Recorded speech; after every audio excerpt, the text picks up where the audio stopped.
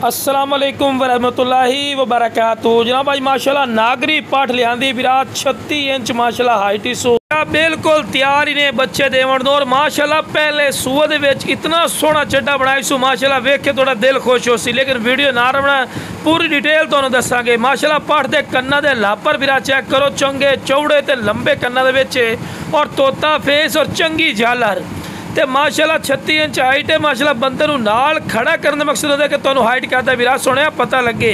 माशाल्लाह शौक वाली चीज़ ने जो बिरादर के फौजी भाई शौक रखना तो यार शौक पूरा नहीं होता, इस तो बाद शौक नहीं होता। वे लो विराट चेक कर पहले सूबे दे विच हवाना चड्डा विराट चेक कर कमाल दा माशाल्लाह जिवें फ्रीजन गाई दा माशाल्लाह हवाना चड्डा होंदा इस तरह माशाल्लाह हवाना चड्डा ते मजीद भी बनी सी विराट तक दिन पैन सुवानी चू ते फ्रैश दो दांदी ने पूरी डिटेल नाल चेक करवा रवांगे तुहानूं विराट, ठीक है ना।